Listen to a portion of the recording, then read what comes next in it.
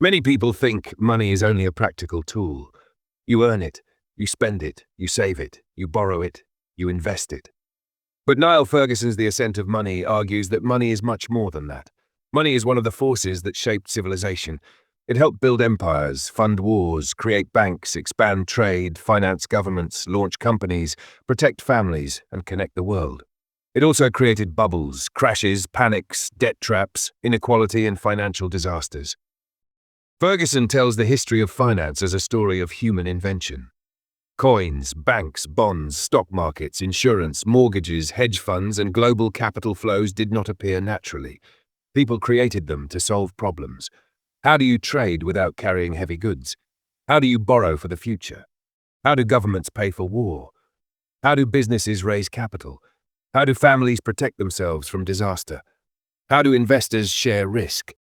Each financial invention created new possibilities, but each also created new dangers.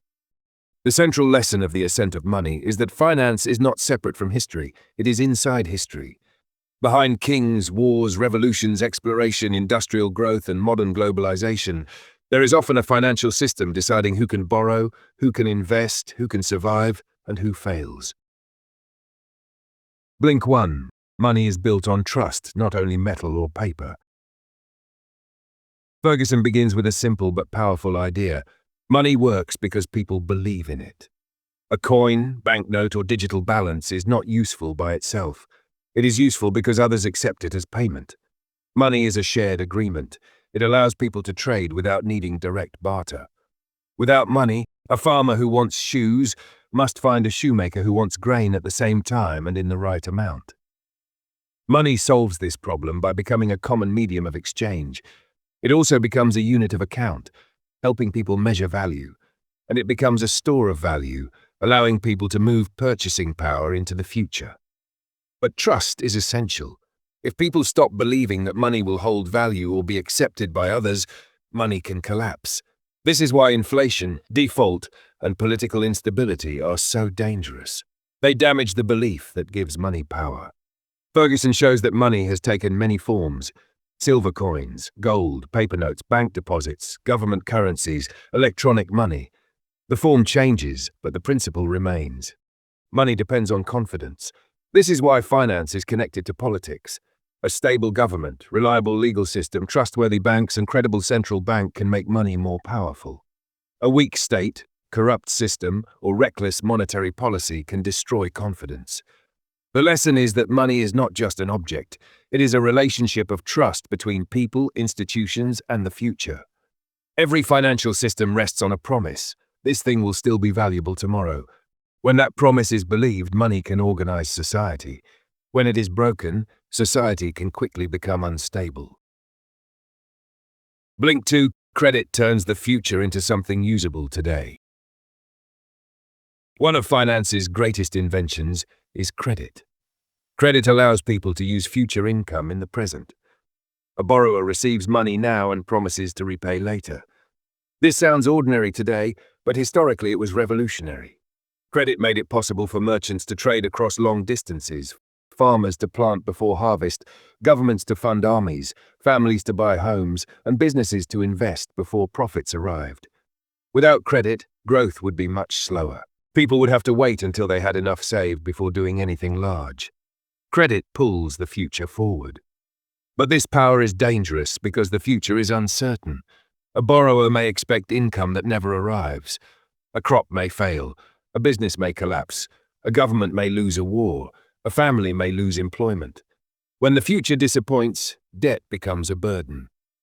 Ferguson shows that the history of credit is also the history of trust and risk.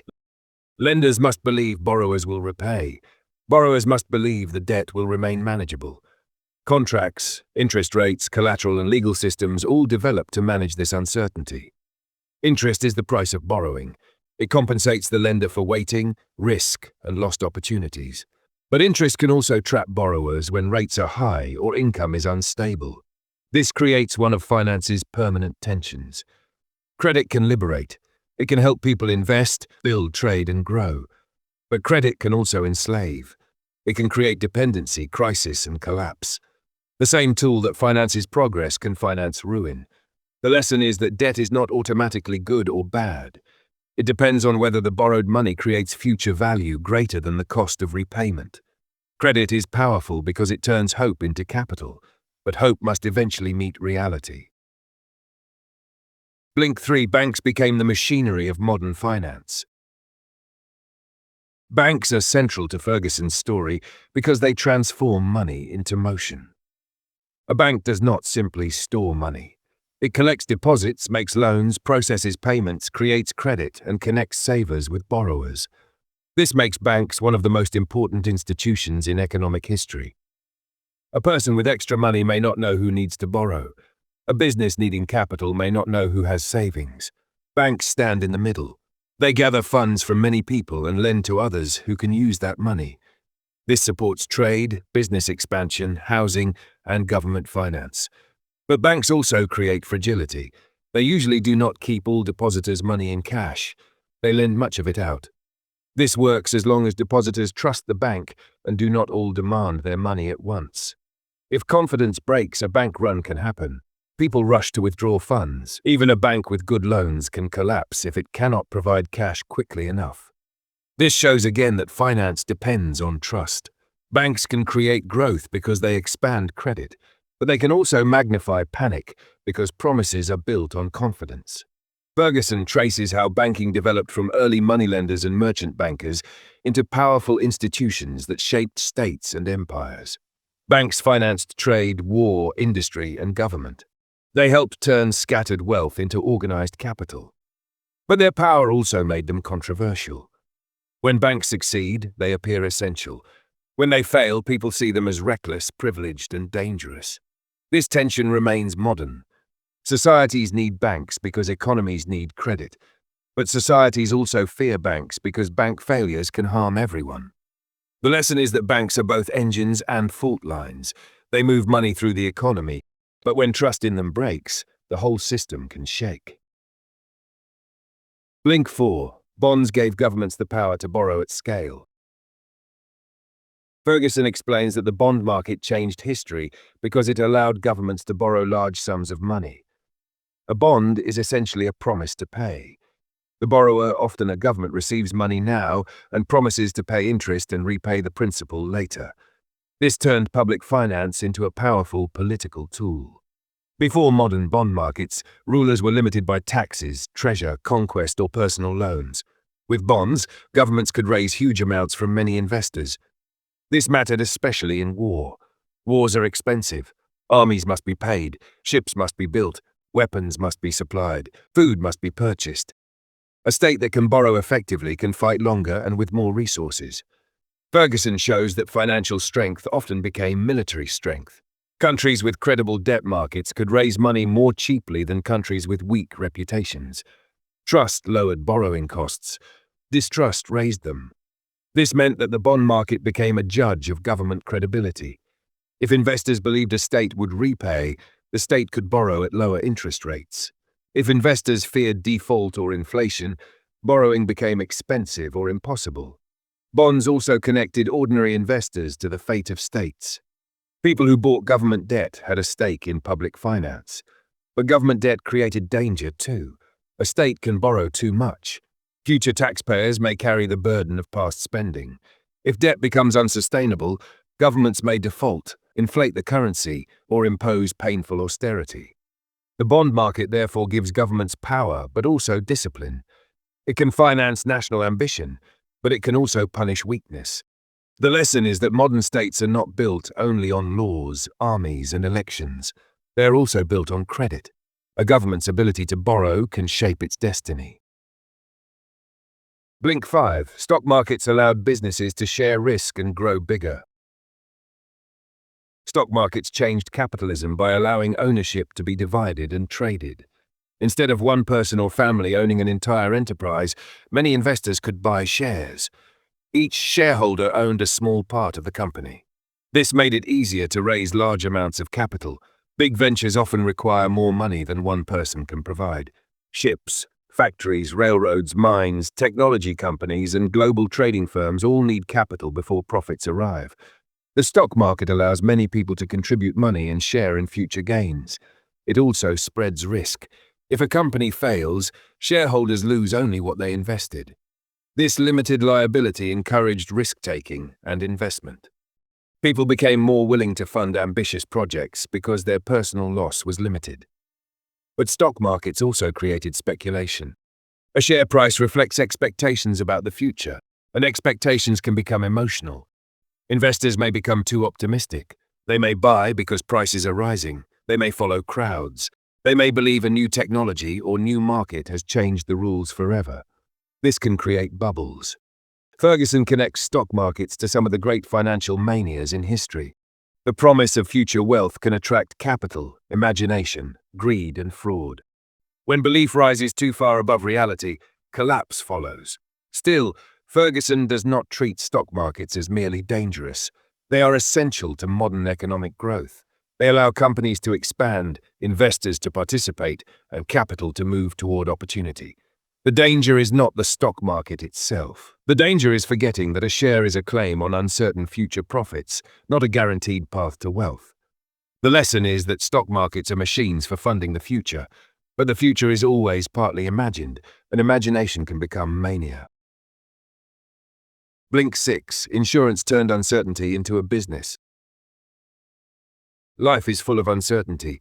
Ships sink, homes burn, people get sick, workers die young, crops fail, markets crash. Families and businesses need ways to protect themselves from events they cannot predict.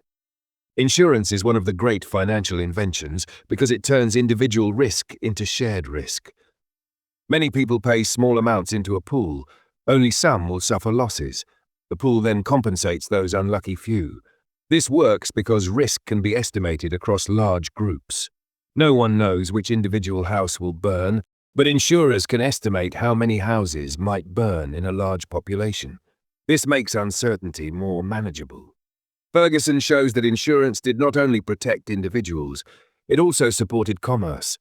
Merchants were more willing to send ships across oceans if they could insure cargo. Families were more secure if life insurance protected dependents. Modern economies became more stable because certain risks could be priced and transferred. But insurance also has problems. One is moral hazard.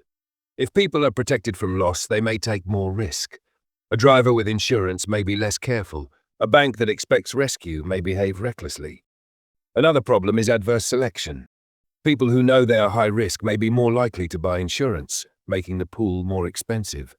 Insurance therefore requires careful design, pricing, and trust. The broader lesson is that finance is often about managing uncertainty. Savings manage future needs, credit manages timing, insurance manages risk. Each tool helps people face an unpredictable world, but no tool eliminates uncertainty completely. Insurance can reduce the damage of known risks, but it struggles with shocks that are too large, too correlated, or poorly understood. Finance can protect society from some dangers. It can also create new ones when people believe risk has disappeared. Blink 7. Real estate became the financial dream of ordinary families. For many people, finance is not mainly about stocks, bonds, or banks. It is about the home. Ferguson explores how real estate became central to modern wealth and personal finance. A home is both a place to live and a financial asset. It provides shelter, identity, family stability, and social status. It can also rise in value, serve as collateral, and become the largest part of household wealth. Mortgages made homeownership possible for millions of people. Without borrowing, most families could not buy a house because the cost is too large. A mortgage allows a family to buy now and repay over time. This can be beneficial when income is stable and the loan is affordable. But real estate finance can become dangerous when people believe home prices only go up. Rising house prices create confidence. Banks lend more, buyers borrow more, homeowners feel richer, investors enter the market, construction expands, the boom feeds itself. But if prices fall, the same system works in reverse. Borrowers may owe more than their homes are worth, banks face losses, families cut spending, construction slows, the wider economy suffers. Ferguson shows that real estate is emotionally powerful because it touches ordinary life. A stock market crash may seem distant to some people. A housing crash affects neighborhoods, families, and personal security. The lesson is that the dream of property ownership can be both stabilizing and destabilizing. When mortgages are responsible and prices are grounded in income, housing finance can build wealth. When credit becomes too easy and prices become speculative, the family home can become the center of a financial crisis. Real estate feels solid because buildings are physical, but the debt attached to them can be fragile. Blink 8. Global finance connected the world, but also spread crises faster. As finance developed, money moved more easily across borders.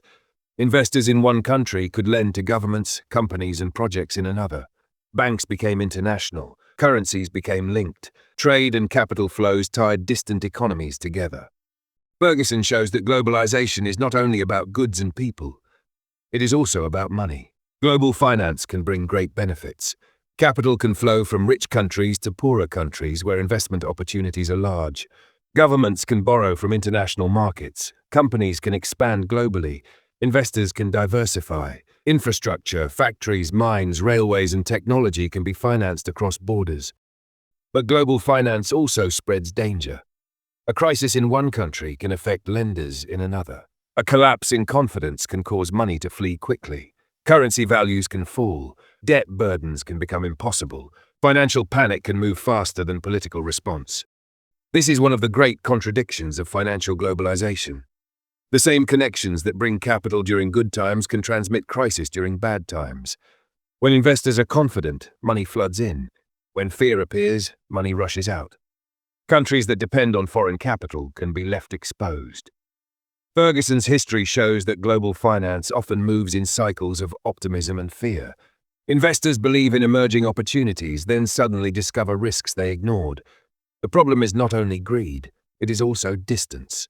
Investors may not understand the societies, politics, or institutions they are funding. They rely on stories, ratings, trends, and crowd behavior. The lesson is that financial globalization makes the world richer and more fragile at the same time. Money crossing borders can build economies, but when trust breaks, it can also carry panic across the world. Blink 9. Financial crises are not accidents outside the system. One of Ferguson's most important messages is that financial crises are not strange interruptions of normal finance. They are part of financial history. Bubbles, crashes, bank runs, defaults, currency crises, and debt panics appear again and again. This does not mean every crisis is identical. Each has its own causes. But patterns repeat. Easy credit, rising asset prices, overconfidence, financial innovation, weak regulation, crowd behavior, leverage, the belief that this time is different. During a boom, risk appears to shrink. People borrow more because assets are rising. Banks lend more because borrowers look safer. Investors accept lower returns because confidence is high. New financial products promise to distribute or reduce risk. For a while, the system looks stronger, but often it is becoming more fragile. When prices stop rising, the logic reverses. Borrowers struggle. Lenders panic. Assets are sold. Prices fall further. Trust disappears. What looked safe becomes dangerous. Ferguson's history reminds readers that finance is creative but unstable. Every generation develops new instruments and believes it understands risk better than the previous one. But human behavior remains similar. Greed, fear, memory loss, and herd behavior keep returning. The lesson is not that finance should be abolished. Modern society cannot function without it. The lesson is that crises should be expected and prepared for. A good financial system must assume that people will make mistakes in groups. It must build buffers, transparency, regulation, and discipline. The worst mistake is believing that progress has eliminated financial danger. Finance evolves, but instability evolves with it. Blink 10. Finance is one of the hidden engines of history. The final lesson of the Ascent of Money is that finance is not a side story, it is a main story. Wars are fought with borrowed money. Empires rise through credit, taxation, trade, and banking. Companies grow through stock markets. Families build wealth through mortgages. Governments survive or fall based on debt and currency trust. Innovation depends on capital. Globalization depends on financial flows. Even ideas of freedom, power, and opportunity are shaped by who can access money and on what terms. Ferguson's book helps readers see that financial history is human history. Money is not only numbers on a screen. It represents promises, fears, ambitions, cooperation, and conflict. A bond is a promise about the future. A bank deposit is a claim built on trust. A stock is a share in uncertain profits. An insurance policy is protection against fear. A mortgage is a bet on income, property, and time. Finance allows societies to do extraordinary things. It can build cities, fund science, expand trade, and help families plan. But finance can also become detached from reality. When promises multiply faster than the ability to honor them, crisis follows. When trust becomes blind, fraud and bubbles grow.